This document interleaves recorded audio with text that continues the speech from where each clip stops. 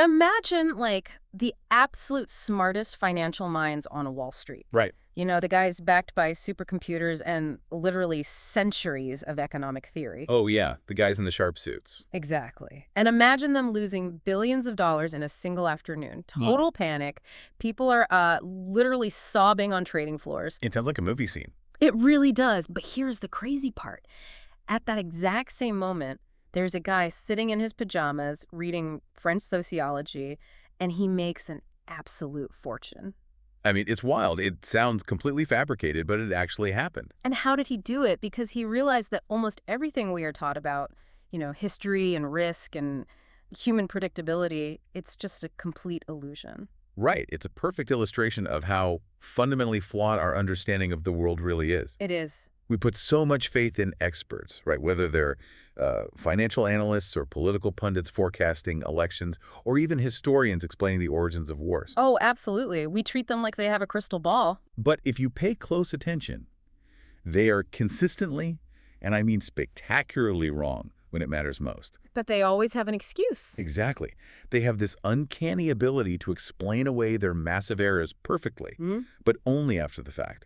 They weave these narratives that make the totally unpredictable seem, well, inevitable. And that retroactive confidence, that exact thing, is what we are dismantling today. I love it. For this deep dive, we're pulling from a really fascinating combination of sources. It's this rich blend of personal memoir, intense philosophical inquiry, and rigorous mathematical skepticism. It's a very unique mix. It really is. We're essentially following the life and the realizations of an empirical skeptic who lived through two completely world-shattering events. Right. First, a brutal decade-and-a-half-long civil war that just seemingly erupted out of nowhere to destroy his homeland. And then later, the largest stock market crash in modern history. And our mission today is to show you how those two seemingly unrelated events, I mean, a violent war in the Mediterranean and a financial collapse in Manhattan, are actually governed by the exact same unseen mechanics. Yes. We're going to explore how we are all inherently blind to massive, unexpected events, the things famously known as black swans. Right, black swans. And more importantly, why our brains constantly trick us into thinking the world is orderly. We're going to unpack the actual architecture of human ignorance. I am so ready for this. It is one of those topics that, like, once you see it, you literally cannot unsee it in your daily life. Totally. It changes your whole perspective. But to understand how this skeptic figured all of this out, we actually have to go back to where his story begins, right? Yeah, we have to look at his environment. Right. So he grew up in the Levant, specifically the eastern Mediterranean seaboard, called Syria Libanensis, or Mount Lebanon. Lebanon, yeah. Now, look, my modern conception of that region, and probably yours too, is heavily shaped by recent news cycles. Oh, sure. Conflict, tension. Geopolitical maneuvering, all of that. But the picture painted of this place before the 1970s is entirely different. It's day and night. Yeah. It was described as a literal mercantile paradise. It really was. Yeah. It was this incredibly complex, high-functioning ecosystem, and it had maintained a totally unique equilibrium for over a millennium. Over 1,000 years. 1,000 years. We're talking about a mosaic of at least a dozen different sects, ethnicities, and belief systems. Right. You had Maronite Christians, Shiite and Sunni Muslims, Druze, Greco-Syrian, Byzantine Orthodox, Byzantine Catholics, Wow. even remnants of Roman Catholics from the Crusades, and a thriving Jewish population. And they just lived together. They did. Because usually when you read history, a mix like that in a really small geographic area, that's just a recipe for constant territorial warfare. Oh, absolutely. How in the world did they maintain peace for 1,000 years? Because the culture was fundamentally mercantile. They prioritized commerce over ideology. Money talks. Exactly. When you are engaged in deep, interdependent trade networks, ideological purity becomes very, very expensive. That makes total sense. You can't refuse to trade with your neighbor just because they go to a different church or you both starve. Precisely. People dealt with each other based on incredibly clear, unwritten protocols that preserved a peace conducive to business. They socialized across communities. Right. And geographically, the mountainous terrain of Mount Lebanon acted as this natural fortress. It was a refuge for religious minorities fleeing various orthodoxies over the centuries. The history of the author's own family really grounds this whole idea. Oh, the Greco-Syrian background. Yeah.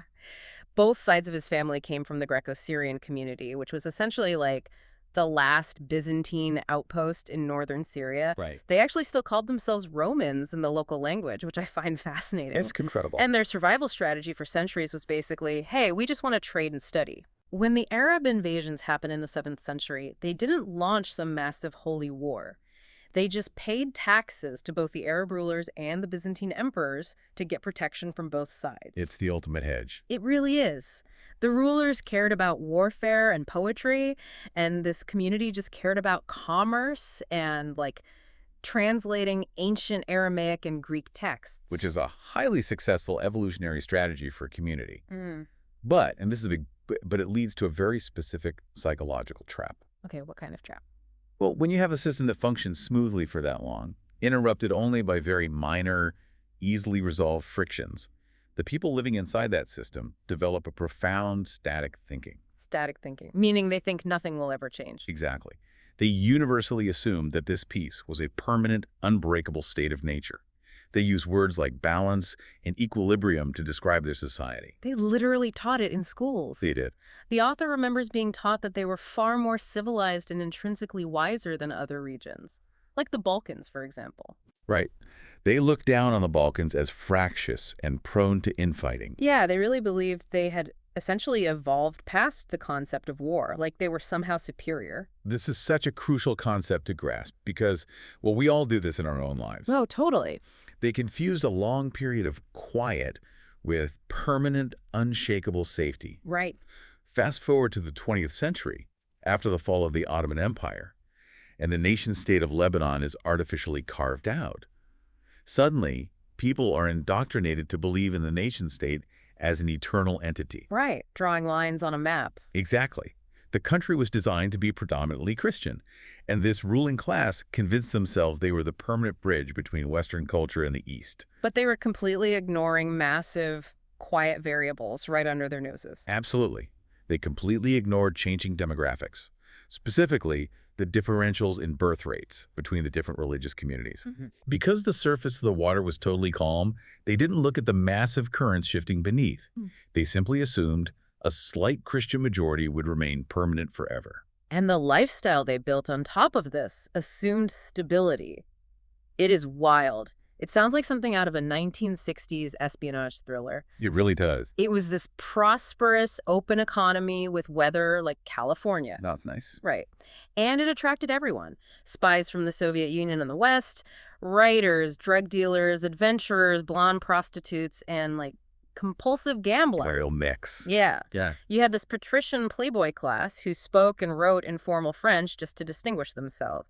They were cultivating relationships with high-end tailors instead of going to the gym. That's my favorite detail. Tailors over gyms. Right. It was a deeply sophisticated, historically rich crust of culture that genuinely believed it had achieved a permanent state of grace. But because they believed the system was inherently stable, they had no psychological or physical defenses prepared when the underlying variables finally snapped. The Black Swan. The Black Swan. Seemingly out of absolutely nowhere, the Lebanese paradise just evaporated.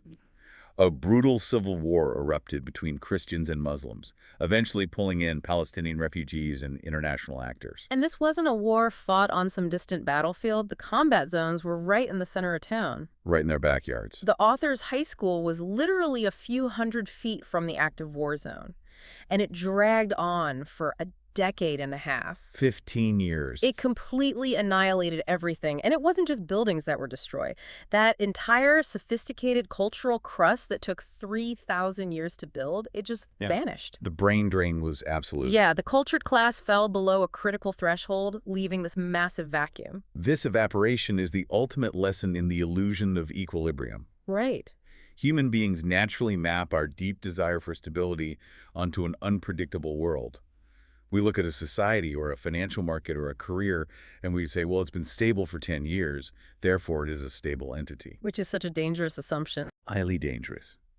We ignore the unseen forces, the shifting birth rates, the quiet resentments, the introduction of modern powerful weapons, the things that can turn a manageable, tense situation into a runaway spiral of uncontrollable violence. You know, it makes me think of playing Jenga. Oh, that's a good one. Right. You know how you pull block after block, and for like 40 turns, the tower looks completely solid. Sequoia. It's in equilibrium. You start to believe it's just a permanently stable structure, maybe even a little boring. And it remains totally stable right up until the exact millisecond that it completely collapses. Exactly. There is no slow, graceful decline in Jenga. It's just stability, stability, stability, catastrophe. That is a brilliant analogy because what's happening in Jenga is an accumulation of hidden fragility. Right. The structure is becoming exponentially more fragile with every single turn. But visually, on the surface, it looks identical to how it looked on turn one. Wow. Yeah. Our brains rely on visual and historical evidence. The historical evidence says, well, it hasn't fallen yet. There's this really haunting realization the author has during the war that perfectly captures this breakdown of trust in equilibrium. The blackout story. Yes. So before people could afford their own generators, the city of Beirut would suffer these massive wartime blackouts. Right. With no light pollution, the side of the sky farthest from the combat zone would be completely clear.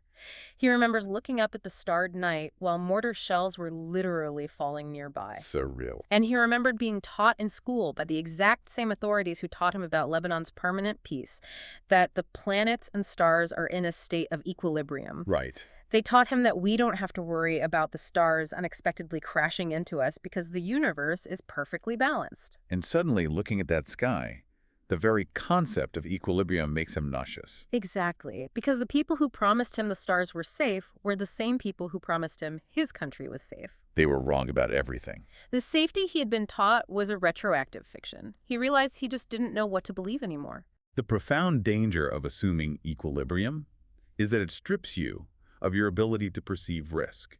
But wait, I have to challenge this idea that it was a total surprise. Okay, go ahead. Whenever we learn about wars in history classes, there is always an entire chapter dedicated to the mounting tensions. Right.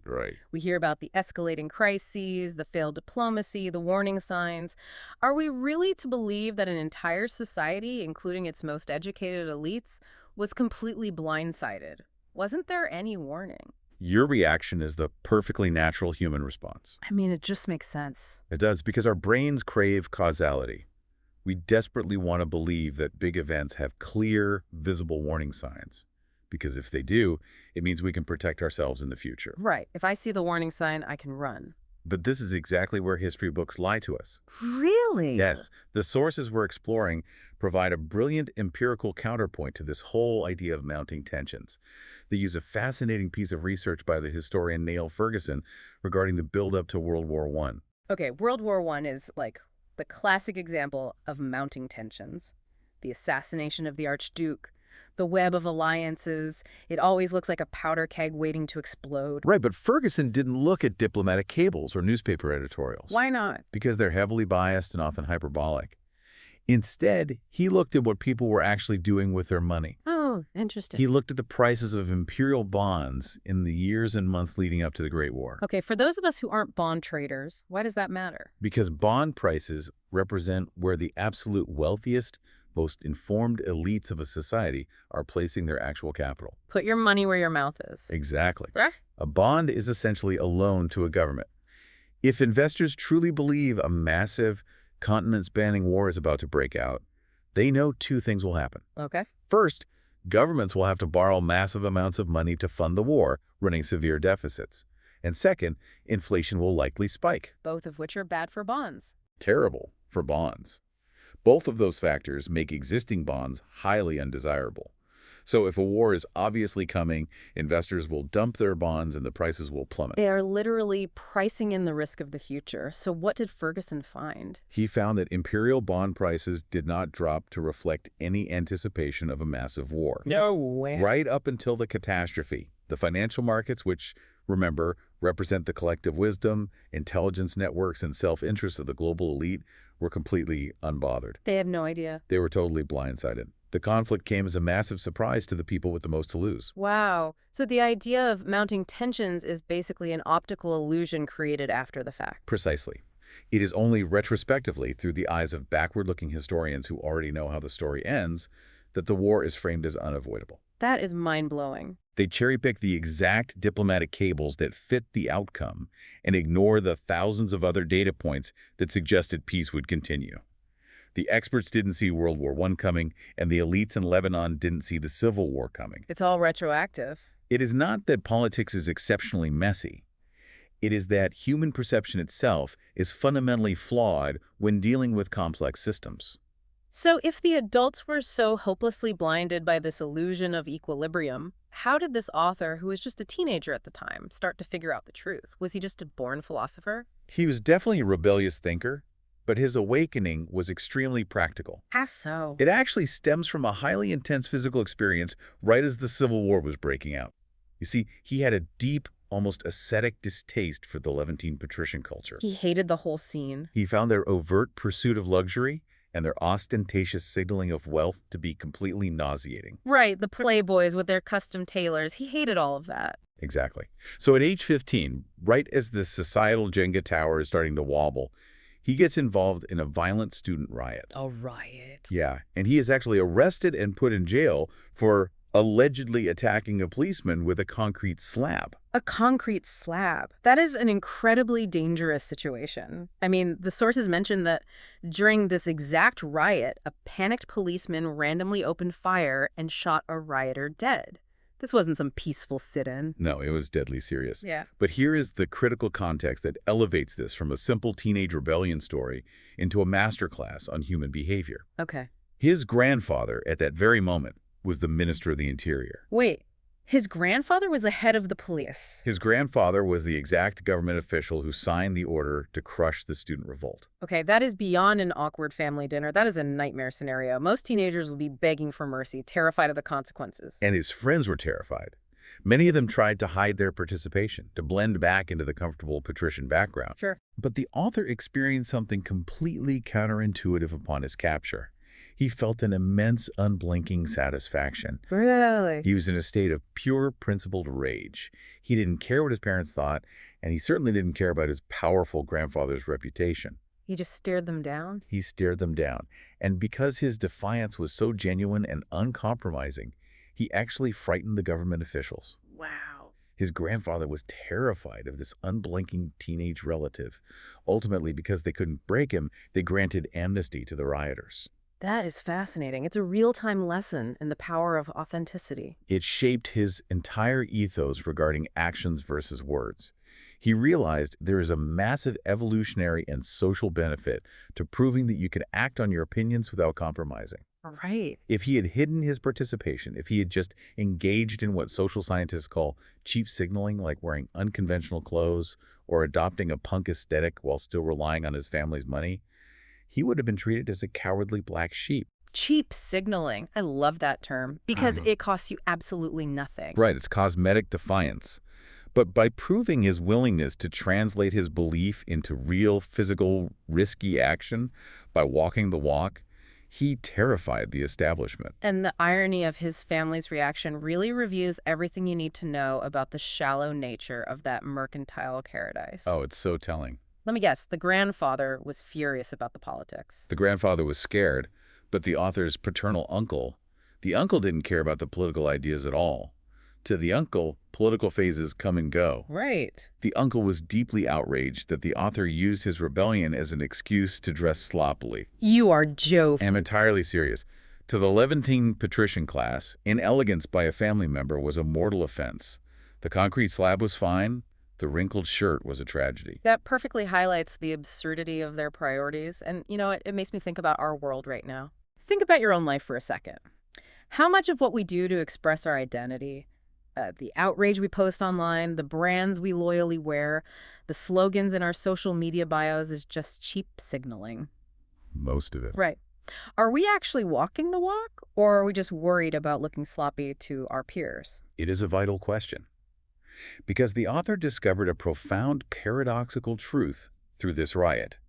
If you prove you can walk the walk, if you show the world that you will savagely fight for your beliefs without backing down when justified, it actually buys you long-term peace. Really? Yes. If people know your true, unyielding baseline, you don't need to constantly project fake toughness.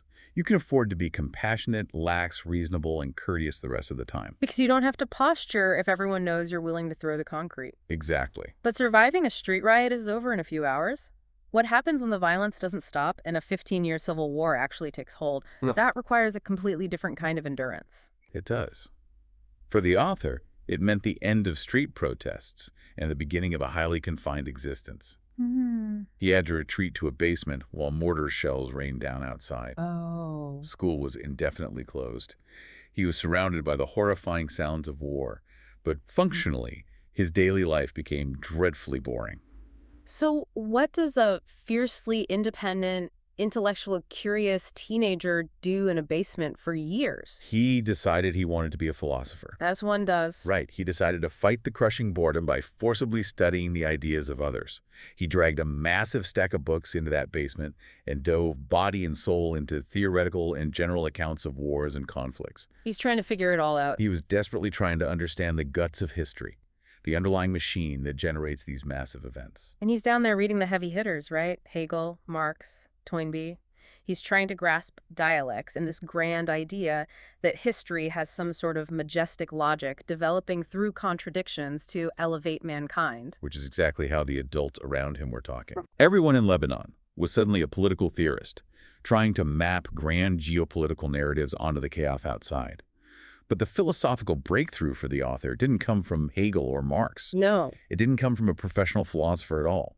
It came from reading a journalist's diary. Specifically, William Shirer's Berlin Diary, the Journal of a Foreign Correspondent, 1934-1941.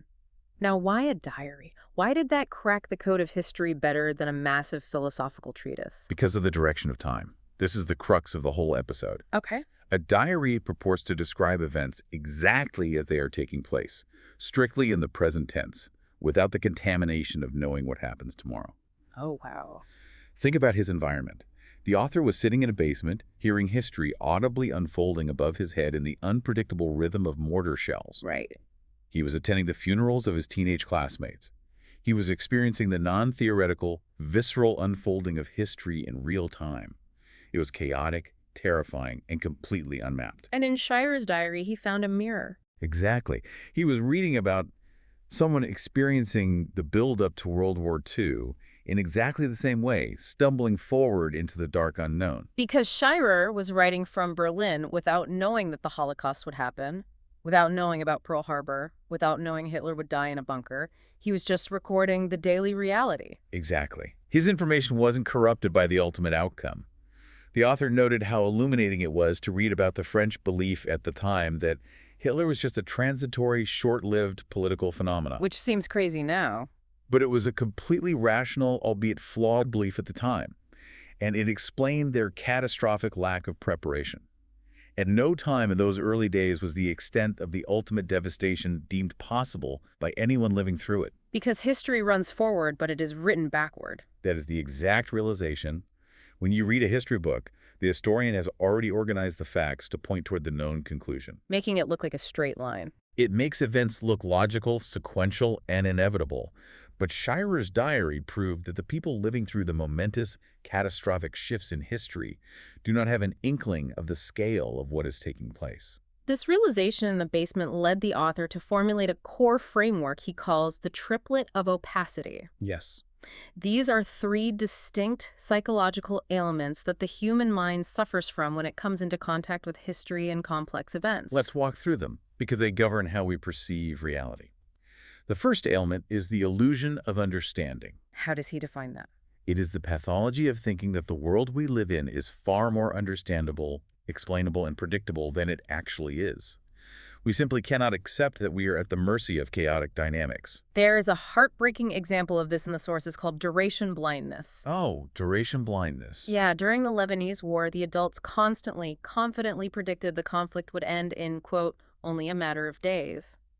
They weren't lying, they genuinely believed it. They really did. People literally sat waiting in hotel rooms in Cyprus, Greece, and France, their bags packed, just waiting for this brief, annoying interruption to finish so they could go home. The author's uncle actually talked about the wealthy Palestinians who had fled to Lebanon 30 years prior. They had arrived thinking it was a temporary few weeks solution, and decades later, they were still there. Right. But when the author asked his uncle if the Lebanese conflict would result in the same permanent displacement, the uncle scoffed and said, "No, of course not. This place is different." This place is different. The famous last words of the illusion of understanding. It is the blindness of hope, deeply mixed with a fundamental knowledge problem. The author explores this by looking at exile literature, noticing a widespread psychological disease among displaced people. They become prisoners of their memories and their false timelines. The sources list some incredible examples of this. Cubans fleeing to Miami in the 1960s with suitcases half-packed for a few days until Castro falls. Wow. Iranian refugees in Paris in 1978 thinking it was a brief chic vacation.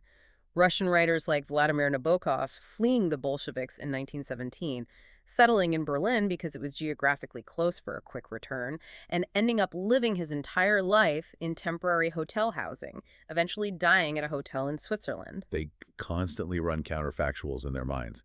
If only the Shah had appointed a different general, we'd still be home. If only this one minor political event hadn't happened. I think it's a simple fix. They believe the historical rupture had a specific, isolated, localized cause that could have been easily averted, and therefore it can be easily reversed. They generate highly logical explanations for a fundamentally unpredictable dynamic. Which leads directly into the second leg of the triplet of opacity, retrospective distortion. This is the Shire diary realization formalized. We can assess matters only after the fact, as if we were driving a car by only looking in the rearview mirror. Right, because out of the trillions of microscopic facts and events prevailing before an incident, only a tiny handful turn out to be relevant later. But because human memory is limited, we subconsciously filter out the noise and only remember the data that matches the subsequent facts. The sources reference Jorge Luis Borges's famous character Funes, the Memorious. Fume. Right, a man who forgets literally nothing and is completely paralyzed, crushed by the burden of unprocessed information.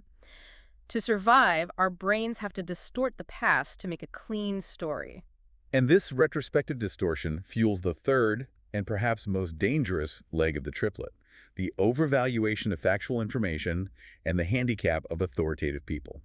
The author refers to this as Platonification. Okay, we need to pause and define Platonification clearly. It stems from the philosopher Plato and his theory of forms.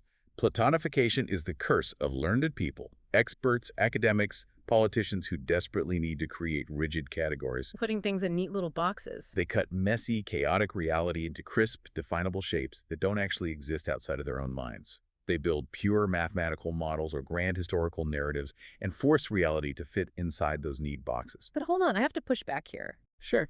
You say it's a curse to look for causes and create categories, but our brains are literally biologically designed by evolution to look for causes and effects. They are. If a caveman eats a red berry and gets sick, he learns cause and effect. If I touch a hot stove, I burn my hand. I learn the cause and effect.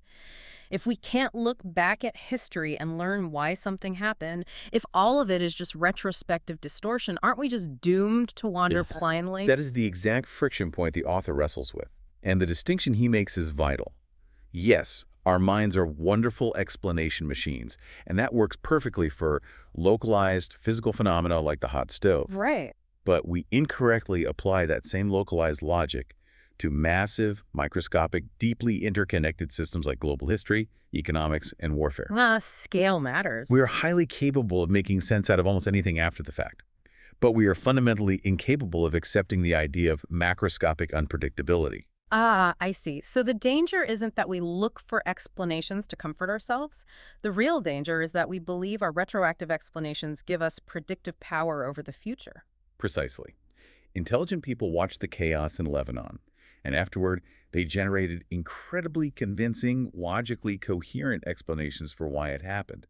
And the more intelligent the person, the better sounding the explanation. But they're useless. Totally useless for predicting the next event. We convince ourselves that history moves in predictable, small, incremental progressions that we can track. We think history crawls.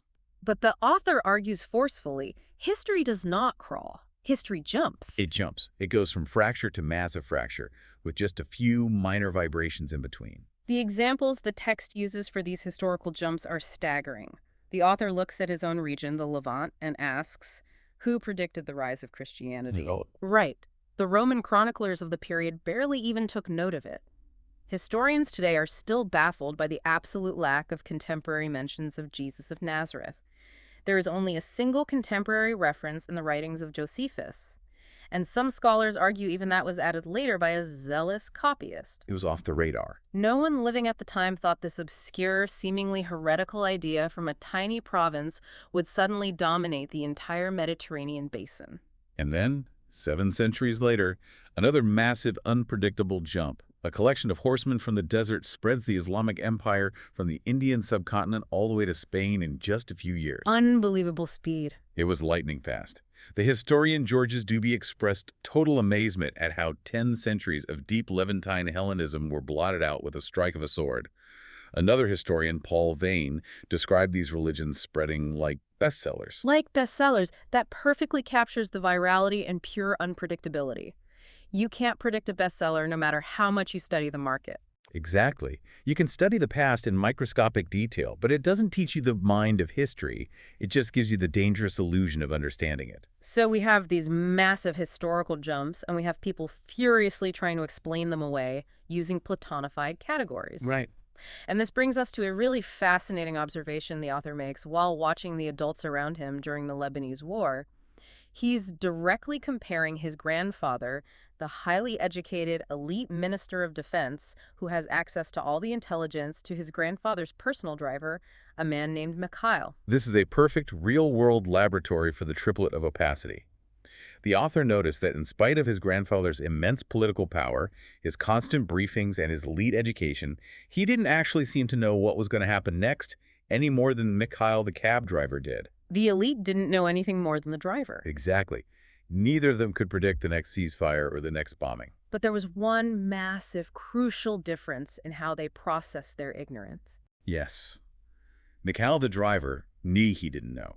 His primary commentary on the unfolding chaos of the war was simply to shrug his shoulders and say, "God knows." God knows. He transferred the insurmountable task of understanding a complex system to a higher power.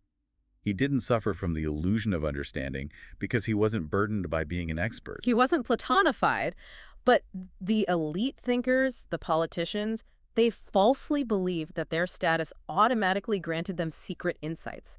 They thought that because they were in charge, they must understand the mechanics of what was happening. And this arrogant assumption leads directly to the problem of information toxicity. Because they couldn't predict the big picture, the elites obsessed over the micro details. The author watched everyone eagerly read every freshly printed newspaper, listened to every single radio bulletin, desperately hoping the next news cycle would provide the great answer. It's exactly what we do today with scrolling Twitter or watching 24/7 cable news. Absolutely. But the author noticed a paradox.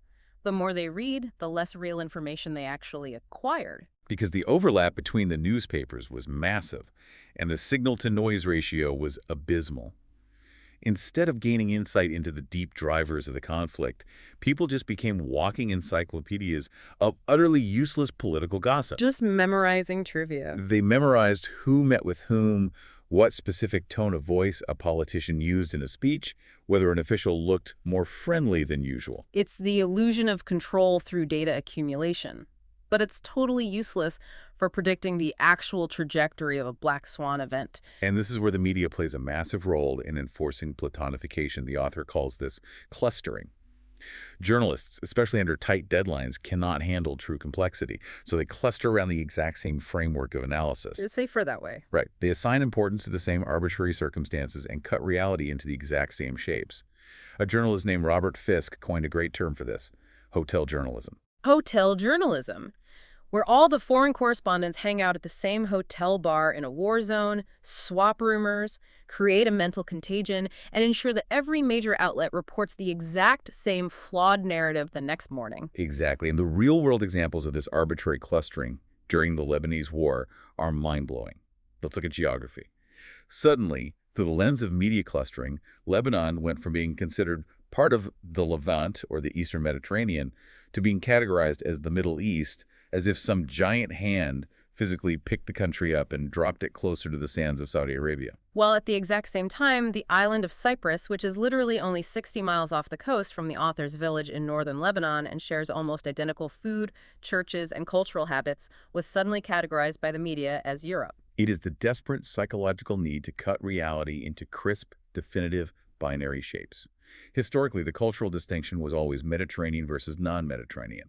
To put it simply, the olive oil regions versus the butter regions. Olive oil versus butter. I like that. But suddenly, the journalists needed a new narrative. So the world was sliced into Europe versus non-Europe, with the religion of Islam acting as the solid wedge between them. Which completely ignores reality. Because that arbitrary wedge leaves absolutely no logical category for the millions of indigenous Arabic-speaking Christians or Levantine Jews. They literally didn't fit the model, so the model just ignored them. The political alliances that formed during the war became even more absurd because everyone was forced to play within these artificial clusters. By a completely farcical turn of events, the Christian militias in Lebanon became fiercely pro-free market and capitalistic, so the global media clustered them as the right wing. And the opposing Islamists, in a bizarre twist, adopted socialist rhetoric. So they started getting active support from global communist regimes. The sources note that Pravda, the official organ of the Soviet communist regime, literally published articles calling these fundamentalist Islamists oppression fighters. Because they fit the Soviet cluster of anti-Western resistance. Of course, the irony is thick because just a few years later, when the Russians invaded Afghanistan, the clusters reversed entirely. And it was the capitalist Americans who heavily armed and allied with Islamist fighters like bin Laden to fight the Soviets. The categories are entirely made up. To highlight just how arbitrary these modern political clusters are, the author offers a brilliant thought experiment. He asks us to imagine a highly logical Martian visiting Earth to study our politics. Okay. A Martian. Now, try to logically explain to this Martian why a person who supports allowing the elimination of a fetus in the womb must also inherently oppose capital punishment. Right. There is no underlying unified philosophical theorem that perfectly binds those two stances. Or explain to the Martian why someone who favors absolute sexual freedom is mathematically expected to oppose individual economic liberty. It makes no logical sense. It really doesn't. I look at these political clusters like constellations in the night sky. We look up at a chaotic, random scattering of stars. Some of those stars are billions of light years apart and have absolutely zero physical connection to each other. But we draw lines anyway. Exactly. The human brain hates randomness, so we draw arbitrary lines between them. We say, look, it's a great bear, or it's a hunter. And we repeat it so often, we convince ourselves the picture is a real physical entity. That's a great way to put it. We do the exact same thing with our political and social beliefs. We cluster unrelated ideas together into a platform, and once we lock into that artificial constellation, we become entirely blind to the true complexity of the universe. That is a phenomenal analogy. We mistake the map for the territory, and the author explicitly warns us about the lethal danger of doing this. Categorizing always, without exception, produces a massive reduction in true complexity. Right. It is a manifestation of the Black Swan generator. When we artificially reduce the world to make it easier to understand, we rule out sources of uncertainty. We think we've tamed the risk. Exactly. And ruling out uncertainty leads to explosive consequences. The text gives a stark, brutal example of this clustering failure. You categorize radical Islam as your logical ally in the Cold War because they oppose the Soviet cluster. You arm them, you train them, right up until they send 2 planes into downtown Manhattan. The Jenga Tower falls. It is chilling when you see the mechanics of it laid bare. So we've seen how this profound arrogance, this illusion of expertise completely blinded the politicians, the historians, and the journalists in Lebanon. Yep. But here is where the narrative takes a massive pivot. The author manages to leave Lebanon. At age 22, he moves to the United States to attend the Wharton School of Business. An Ivy League transition. He thinks he is leaving the chaos of small country warlords for the pinnacle of rational mathematical thought. And what does he find? He realizes that the exact same arrogant blindness, the exact same platonification, isn't just a quirk of Levantine politics. It is the operating system for the entire global financial market. When he arrives at Wharton, he's introduced to the holy grail of modern economics, the efficient market hypothesis. This is a foundational, Nobel Prize-winning economic idea. It essentially dictates that there is absolutely no way to consistently derive profits from traded securities because the market is perfectly efficient. Perfectly efficient. It automatically and instantaneously incorporates all available public information into the price of a stock or a bond. Now, most people would argue with the professors about the math. But the author's reaction to the efficient market hypothesis is brilliant. He doesn't argue. He uses it as the perfect intellectual excuse to completely stop reading newspapers and watching television. It's the ultimate application of his philosophy. He figured if the Wharton professors are right, and the news is already perfectly priced into the market the second it happens, then reading the newspaper gives me zero competitive advantage. It's just toxic noise. So he just stops. He frees up an hour or more every single day, which he uses to read over 100 additional books a year on history, science, and philosophy. Which is amazing. He hated the minutia of the corporate business world anyway. He found it dull, pompous, overly greedy, and fundamentally inelegant. But more profoundly, his time at Wharton and his subsequent entry into Wall Street revealed a terrifying truth. He watched the executives of the most powerful, heavily capitalized corporations in the world come to give lectures. He looked at the Wall Street titans moving billions of dollars. And He realized that they did not know what was going on any more than his grandfather did in Lebanon. they were just driving the cab, pretending they built the engine. Exactly. He felt the crushing weight of the epistemic arrogance of the human race. It wasn't just a phenomenon of a small, antique country at war. It was well-dressed, testosterone-charged corporate executives backed by supercomputers and Ivy League degrees who were totally fooled by randomness and luck, but convinced themselves it was skill. And they were relying on these incredibly complex mathematical models that assumed the world was predictable. This is where we need to talk about the bell curve, right? Yes, the Gaussian distribution, or the bell curve. This is the ultimate tool of platonification in finance. To understand why it's so dangerous, you have to understand how it works. Okay, lay it out for me. Imagine you gather 10,000 random adult men in a stadium and measure their physical height. The vast majority will cluster around 5'9", the middle of the bell. You'll have a few who are 5'2" and a few who are 6'8", forming the tapering edges of the bell. Makes sense. But the absolute rule of the bell curve is that the extremes are strictly bounded. You will never, ever find a human being in that stadium who is 2 miles tall. Biological traits follow a bell curve beautifully. Because nature has physical limits. Right. But the economists at Wharton took that biological bell curve math and aggressively applied it to finance and human behavior. They built their entire risk models assuming that financial markets followed the same rules as human height. But wealth doesn't have a physical limit. If you take the net worth of those same 10,000 people in the stadium, the average might be $50,000. But if Elon Musk suddenly walks into the stadium, the average net worth skyrockets to hundreds of millions of dollars. Exactly. One single extreme outlier completely destroys the average. Finance isn't a bell curve. It's a domain where extreme, unforeseeable events, black swans, dictate everything. But the financial models literally assumed those extreme events were statistically impossible.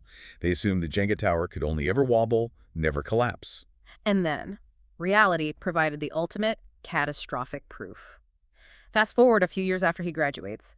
The author is working in quantitative finance in New York. The date is October 19th, 1987, Black Monday. Update one. The world experiences the largest single-day stock market drop in modern history. A pure, unmitigated black swan. And the most terrifying part, which the text heavily emphasizes, is that this massive collapse was not a response to any discernible piece of news. There was no assassination, no declaration of war, no massive natural disaster. Oh. The collapse lay entirely outside anything the Platonified models could have imagined the previous day. If the author had stood on a desk on October 18th and predicted a 22% drop in the Dow Jones, he would have been institutionalized. He would have been fired and laughed out of the industry. The highly sophisticated economists, relying on their phony bell curve equations, failed entirely to prevent it, forecast it, or even understand it as it was happening. The sensory details the author uses to describe that day in Manhattan are so visceral. He walked home from his investment bank office in Midtown down to the Upper East Side in a total daze. The whole city was in shock. He describes seeing shell-shocked traders wandering the streets, acting like rabbits in front of headlights. There were grown adults silently sobbing in the trading rooms. He ran into a colleague on Park Avenue, and an anxiety-ridden woman actually jumped into their private conversation, desperately begging them to tell her what was going on. When he got back to his apartment building, he learned that a neighbor had just committed suicide by jumping from an upper-floor window. God, that's awful. It felt eerily, terrifyingly like Lebanon to him. But with a deeply unsettling twist. He realized in that moment that sudden financial distress could actually be more demoralizing than physical war. Oh, so? Because a physical war is a collective tragedy. Yeah. You're in it together, and it rarely causes instantaneous suicide in the exact moment the bomb falls. But the sudden, humiliating, deeply personal melting away of one's entire financial net worth, the sudden realization that your entire identity as a master of the universe was a lie that shatters the human psyche instantly. But amidst all this horror, the author experiences something wildly different. Because he didn't believe in the bell curve, because he assumed the world was vulnerable to massive jumps, he had uniquely positioned his trading portfolio to bet on the occurrence of highly improbable events. Exactly. The exact events the models considered inconceivable. So while everyone else was losing everything, he was completely vindicated. But it wasn't a celebration. He actually says he feared it was a Pyrrhic victory. He was terrified of being too right, of watching the entire global financial system permanently crumble. He didn't even care about the money he made. What he experienced was a profound physical sensation. He describes it as a deafening trumpet sounding in his head, Wow. a signal that his basement philosophy was right, blowing so loudly that it literally made his bones vibrate. It was this intense mixture of joy, intellectual pride, and absolute terror. And he achieved this because he had become what he calls a quant in reverse. I absolutely love this concept. Let's break this down. What does a quant usually do, and how is he the reverse? I want an analogy. Normally, a quantitative analyst is an industrial scientist in finance. They apply highly complex mathematical models of uncertainty to historical data to predict where the market will go next. They are like weather forecasters looking at a week of sunny data and building a model that guarantees a gentle breeze tomorrow. But the author knew that he and everyone else was completely incompetent at predicting the future. Right. So instead of using models to predict the market, he studied the flaws and the physical limits of the models themselves. To use your analogy, he wasn't predicting the weather. He was the geologist looking at the massive tectonic fault line directly beneath the weather station, knowing that when the earthquake hits, the weather forecast won't matter. He was hunting for what he calls the Platonic fold. The Platonic fold is the exact boundary line where our clean mathematical representation of reality suddenly ceases to apply to the actual messy reality of the world.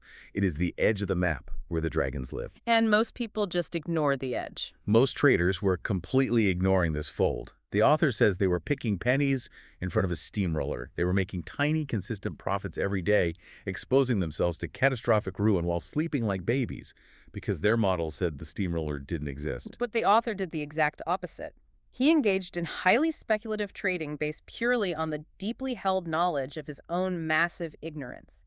He knew he didn't know the future, so he insured himself against the extreme jumps. It is the ultimate intellectual irony. He wanted to be a philosopher of history, to understand the raw mechanics of time and events. And he finds his absolute proof, not in a quiet university library reading Hegel, but in the screaming, chaotic, blood-in-the-streets puts of the global financial markets. Because financial data is just history quantified. Exactly. Doing mass-scale empirical work with actual historical market data, which is just a succession of numbers moving forward in time, forces you to confront the reality that history runs forward, not backward. It is infinitely messier than narrated accounts. It forces you to accept the reality of massive jumps. You cannot platonify a margin call. And this massive vindication on Black Monday gave him the ultimate resource any philosopher could ever ask for. The crash earned him what he explicitly, proudly calls FU money. It is a coarse term, but he defines it with intense philosophical precision. It is a psychological buffer. It's not necessarily enough capital to make you spoiled rich or allow you to buy yachts, but it is exactly enough to shield you from ever having to prostitute your mind to an employer, a client, or an academic committee. It frees you from the tyranny of outside authority. He says the term literally corresponds to the exhilarating ability to pronounce that specific four-letter phrase before permanently hanging up the phone on someone who tries to control you. And it deeply altered his relationship with ambition.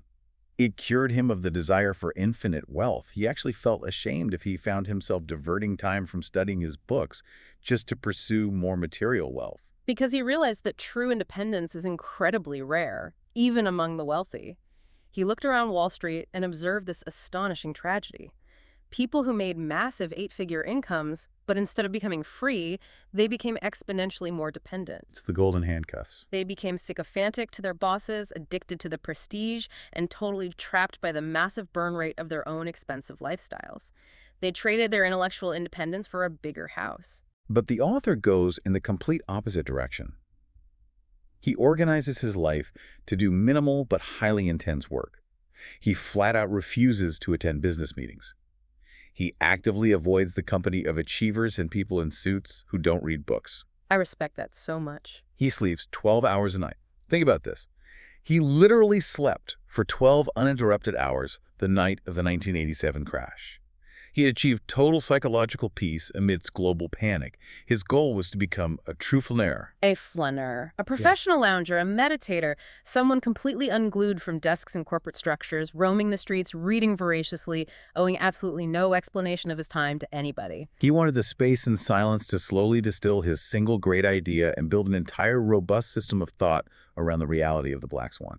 And I think the absolute perfect encapsulation of this entire philosophy of refusing to be bullied by false authority, rejecting cheat signaling, and laughing at the illusion of prestige is the final story he tells in this autobiographical prelude, the airplane story. It is a brilliant, hilarious conclusion to his journey from the basement to independence. He's on a transatlantic flight, and he gets upgraded to first class. Right. And he's seated next to this expensively dressed, high-powered woman. She is dripping in gold and jewelry. She's meticulously eating nuts. He assumes she's on some strict low-carb diet, insisting to the flight attendant that she only drinks avian water.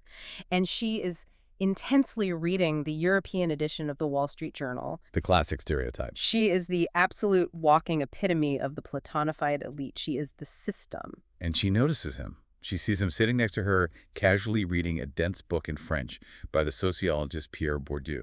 And the irony is, the book he's reading is heavily focused on the marks of social distinction and class signaling. So she decides she needs to figure out his social rank, and she keeps trying to initiate a conversation with him in terribly broken French. She wants to network. She wants to know if he is in her cluster. So what does he do? Does he tell her she's a multimillionaire options trader who just beat the smartest minds on Wall Street? Does he tell her he's a philosopher of history? Nope. No. He turns to her and informs her, in plain English, that he is a limousine driver. And he proudly insists, just to add a touch of pride, that he only drives very upper-end cars. The result is immediate, icy silence. She completely shuts down. The social tension in that first-class pod is palpable, but it accomplishes exactly what he wanted. It allows him to read his sociology book in perfect, uninterrupted peace for the rest of the flight over the Atlantic. He weaponized her own rigid, platonified categories of social class against her to secure his ultimate independence. Because in her model of the world, a limousine driver does not belong in first class reading French sociology, so her brain simply couldn't process him, and she ignored him. It is so incredibly satisfying when you step back and look at this entire journey from throwing a concrete slab at a riot police line, to hiding from mortars in a basement reading a journalist's diary, to betting against the smartest economists in the world during a historic crash, and finally, claiming to be a limo driver just to annoy a snob in first class. It is a total masterclass in empirical skepticism. It truly is. So as we synthesize this deep dive, what are the core actionable takeaways for how we view the world? First, we must aggressively recognize that the world is wildly unpredictable. History does not crawl in logical, incremental steps that we can track on a chart. It makes massive, destructive, unpredictable jumps. Second, the experts telling you otherwise, whether they are politicians on TV, journalists clustering in a hotel bar, or financial analysts peddling bell curves, are almost always suffering from a profound illusion of understanding. They are driving by looking exclusively in the rearview mirror and convincing themselves, and you, that they can see the road ahead. The smartest, most robust thing you can do is recognize your own inherent ignorance. Stop obsessing over the daily toxic noise of the news cycle, step away from the false certainty of the experts, and structurally prepare yourself for the unexplainable black swans. Which brings us right back to where we started. We can laugh at the experts on TV who get it spectacularly wrong and then explain it away. But what about you? I want you to really think about this.